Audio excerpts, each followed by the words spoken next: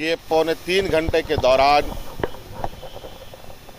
वित्त मंत्री जी ने ये नहीं बताया कि किस सेक्टर में कितने पैसे खर्च किए जाएंगे।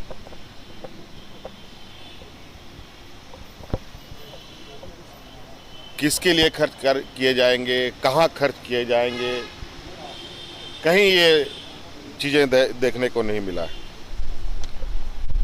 और मिडिल क्लास के लोगों के लिए जो हमेशा से बजट को टकटकी लगाए देखते हैं, अपनी जेबें टटोलते हैं, अपनी जेबें देखते हैं, उन्हें मामूली सा टैक्स रेट में राहत दिया गया है। लेकिन इसके इतर जो कई जगहों पर उनको टैक्स रिलीफ मिला करता था, वो सभी काट दिए गए, वो सभी समाप्त कर दिए गए।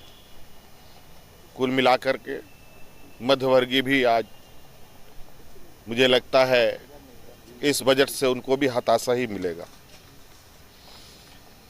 इस बजट में ना दिशा दिखा, ना दृष्टि दिखा है।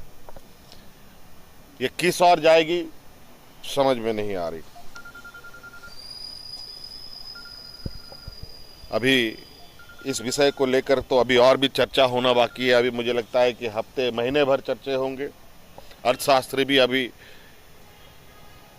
लगे हुए हैं इस बजट के चीर-फाड़ करने में, आकलन करने में कि बेरोजगारी और महंगाई से कैसे लड़ पाएगी सरकार। गरीब, किसान और बेरोजगार नौजवान तो निश्चित रूप से मुझे लगता है हताशा ही इनको हाथ लगेगा।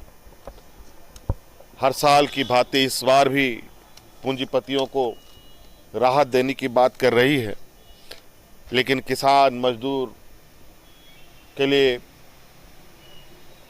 राहत देने में इनकी अर्थव्यवस्था बिगड़ जाती है। मुझे लगता है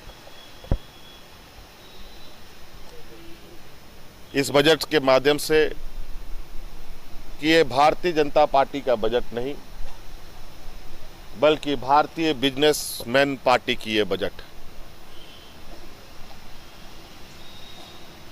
तो कई ऐसी चीजें अभी तो प्रथम दृष्टया यही लगा है। आगे इस बजट के और तह तक जाने के बाद क्या इसमें है, क्या राज्य के लिए है, देश के लिए है, वो पता चलेगा।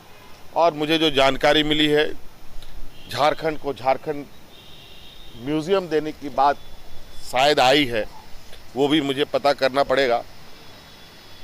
थोड़ा सा उस सुनने में हो सकता है कि मैं गलत सुना हूँ, लेकिन मैंने तो यहाँ पर ट्राइबल यूनिवर्सिटी की मांग की थी। देश के प्रधानमंत्री जी से आग्रह भी किया था, अपने पत्र भी दिया था कि आदिवासी बहुल क्षेत्र है, यहाँ पर ट्राइबल यूनिवर्सिटी दिया जाए। लेकिन अब लगता है कि यहाँ के आदिवासियों को म्यूज़ियम में रखने की पूरी तैयारी हो रही है। इसलिए लगता है कि ये म्यूज़ियम, ये यूनिवर्सिटी अब म्यूज़ियम का शेप लेने की तैयारी कर रहा। देखते हैं आगे क्या होगा।